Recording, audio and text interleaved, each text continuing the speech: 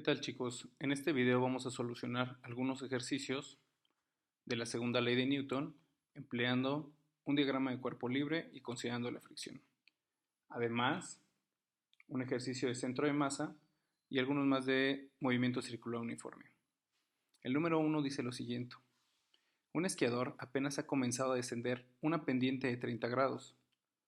Suponiendo que el coeficiente de fricción cinética es de 0.10, calcula, inciso A, su aceleración. Inciso B, la rapidez, es decir, el tamaño de la velocidad, que alcanzará después de 3 segundos. Lo primero que debemos de hacer es trazar un diagrama de cuerpo libre o un diagrama que nos ilustre qué es lo que está pasando en este fenómeno. En este caso vamos a dibujar más o menos la pendiente de 30 grados con respecto a una horizontal en donde va bajando un esquiador. Aquí está nuestro esquiador. Enseguida lo que vamos a hacer es trazar las fuerzas que están actuando sobre este sistema. Bueno, pues el esquiador está experimentando una fuerza vertical descendente que es el peso y también perpendicular a la superficie en la que se encuentra está experimentando la fuerza normal. Vamos a denotarla con una N. ¿Qué otra fuerza está experimentando? La fuerza que está experimentando es también la fuerza de fricción que se opone al movimiento. Y cuando este cuerpo se está moviendo, la fuerza de fricción que actúa sobre él es la fuerza cinética. Notemos que el peso lo podemos descomponer si consideramos nuestros ejes de nuestro sistema de referencia como el plano, lo hice un poquito chueco para que se note, el plano, que sería nuestro eje X, el plano inclinado, y sobre la normal, es decir, perpendicular al plano, pues tendríamos el eje Y. Entonces, lo que ocurre con el peso es que pues se puede descomponer. Va a tener una componente vertical sobre el eje y una componente horizontal, a las que llamaremos respectivamente el peso en X y el peso en Y. Entonces, este mismo diagrama de cuerpo libre vamos a escribirlo de otra forma o vamos a enderezarlo de esta manera.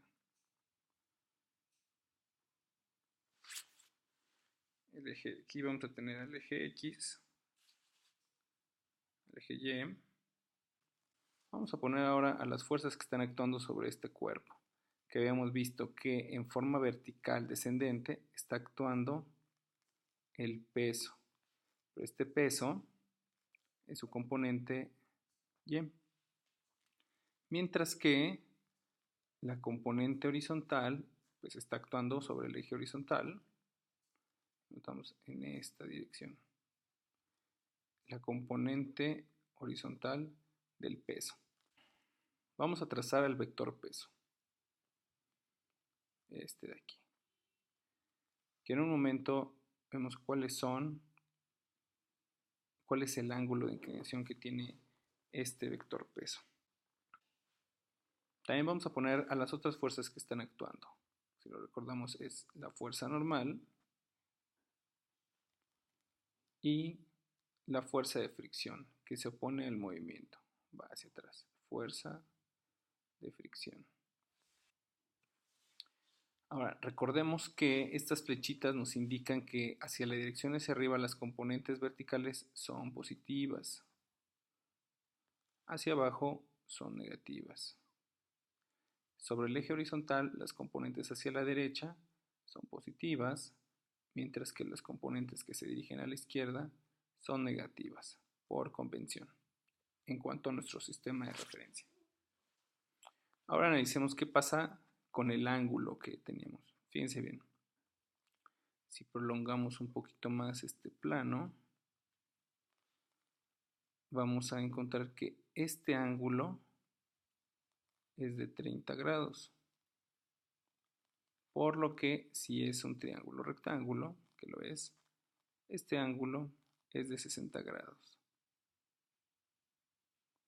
Y por lo tanto, si este ángulo es de 90 grados, el que nos interesa aquí también es de 30 grados. Es decir, el ángulo entre el peso y la componente del peso vertical es de 30 grados. Muy bien. Lo que sigue es poner nuestras reglas del juego. Y nuestras reglas del juego son la segunda ley de Newton. La suma de las fuerzas en un sistema es igual a la masa por su aceleración. ¿Qué pasa en el eje X? Bueno, pues en el eje X tenemos que la suma de fuerzas en X es igual a la masa por la aceleración en X. ¿Cuáles son las fuerzas que están actuando en el eje X? Las fuerzas que están actuando son la fuerza de fricción y la componente horizontal del peso. Entonces, la que se dirige hacia el lado derecho es positiva, es con la que vamos a empezar. La componente horizontal del peso, y la fuerza de fricción se dirige a la izquierda, es negativa, menos la fuerza de fricción es igual a la masa por la aceleración en X. ¿Quién es este peso en su componente en X? Bueno, pues veamos de este triángulo que tenemos aquí. Vamos a poner este triangulito, esta información, vamos a ponerla por aquí para analizarla. Tenemos a la componente vertical Y, tenemos al mismo vector del peso, que recordemos que el peso es la masa por la gravedad, y al componente horizontal del peso, componente horizontal X. Y conocemos este ángulo. Este ángulo es de 30 grados. La componente horizontal del peso, omega Wx, es el tamaño de dicho vector, o sea, la hipotenusa, y vemos que se encuentra relacionado con el cateto opuesto. ¿Qué es el cateto opuesto? Entonces está asociado el seno por el seno de 30 grados. Mientras que la componente vertical, que es el cateto adyacente, será la componente vertical es el tamaño de la hipotenusa o del vector, que es el peso completo, por el coseno de dicho ángulo, 30 grados. Esta información de la componente horizontal del peso la podemos escribir ya en esta ecuación, que es esta información. Es decir, el peso por el seno de 30 grados menos la fuerza de fricción es igual a la masa por la aceleración sobre el eje X. ¿Quién es la fuerza de fricción? Recordemos, la fuerza de fricción es el coeficiente de fricción por la fuerza normal. Entonces, esta lo podemos sustituir en la última ecuación. También recordemos que el peso es la masa por la gravedad. Así que esta ecuación nos quedaría masa por gravedad por el seno de 30 grados menos el coeficiente de fricción por la fuerza normal debe de ser igual a la masa por la aceleración en el eje X. La gravedad la podemos considerar como una constante. El coeficiente, sabemos que este coeficiente, aquí está la información, el coeficiente de fricción es de 0.10, es decir, mu es igual a 0.10. Lo podemos sustituir aquí. Así que quien nos interesaría en este momento es quién es la normal. Para eso vamos a analizar qué es lo que pasa con el movimiento en el eje vertical. Ahora vamos a analizar qué es lo que está ocurriendo en el eje vertical, es decir, en el eje Y. Entonces, la suma de fuerzas en el eje vertical debe de ser igual a la masa por la aceleración. Pero como el esquiador no se está desplazando a lo largo del eje Y, es decir, no se está elevando, se mantiene sobre el eje X, entonces no hay una aceleración en el eje vertical. Por lo que la suma de fuerzas en Y es igual a 0 por la masa, es decir, a 0. ¿Cuáles son las fuerzas que están actuando a lo largo del eje vertical?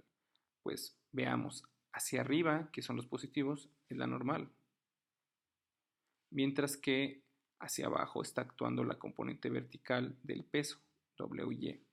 Y habíamos dicho que son negativas, por lo tanto, vamos a escribir menos WY.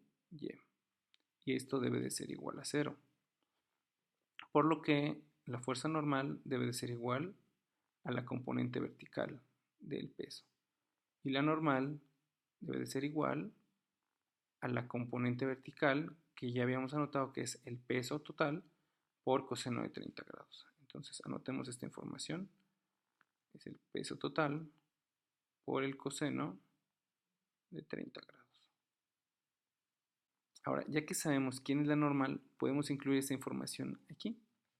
Por lo que esta ecuación nos quedará de la siguiente forma. La masa por la gravedad por el seno de 30 grados menos el coeficiente de fricción por, y vamos a decir quién es esta normal. Esta normal es esto de aquí. El peso por el coseno de 30 grados debe ser igual a la masa por la aceleración en X. Bueno, esta información vamos a ponerla ahora aquí. ¿Qué es lo que tenemos? Que la masa por la gravedad por el seno de 30 grados menos mu, y ahora vamos a sustituir la información del peso, que recordemos que el peso es masa por gravedad por coseno de 30 grados es igual a la masa por la aceleración en el eje horizontal. Bien, si nos damos cuenta, en los tres términos aparece la masa, por lo que nos conviene multiplicar toda la ecuación por un factor de 1 sobre la masa. Multiplicamos por 1 sobre la masa, y del otro lado también, como es una ecuación, lo que le hacemos a un lado, también al otro. Y tenemos que estas masas se hacen un 1, igual en este lado. Por lo que la ecuación nos queda de la siguiente forma. La gravedad por el seno de 30 grados menos el coeficiente de fricción por la gravedad por el coseno de 30 grados es igual a la aceleración en X. Aquí también tenemos a la gravedad que se encuentra en los dos factores. La podríamos factorizar. La gravedad por el seno de 30 grados menos, y vamos a poner cuánto vale el coeficiente de mu, menos 0.10 o 0.1 por el coseno de 30 grados. Y esto es igual a la aceleración en X. Sustituimos esta información. La gravedad es de 9.81 metros sobre segundo al cuadrado, mientras que lo que tenemos entre paréntesis es 0.4133 y continúa en la calculadora. No tiene unidades. Y esto es la aceleración en X. Al realizar la multiplicación tendríamos que la aceleración en X es de 4.06, redondeando a 2 decimales, metros sobre segundo al cuadrado. En el inciso B nos piden calcular la rapidez que alcanzará después de 3 segundos. Así que vamos a recurrir a la definición de aceleración.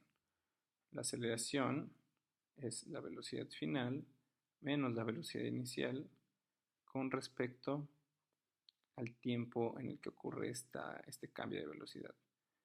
Si recordamos, dice que apenas ha comenzado a descender, es decir, la velocidad inicial es de 0 metros por segundo. Y como conocemos la aceleración, sustituimos 4.06 metros sobre segundo al cuadrado es igual a la velocidad final menos 0 con respecto al tiempo. Y el tiempo son 3 segundos, por lo que la velocidad final solo es la multiplicación de 3 segundos por la aceleración, 4.06 metros sobre segundo al cuadrado.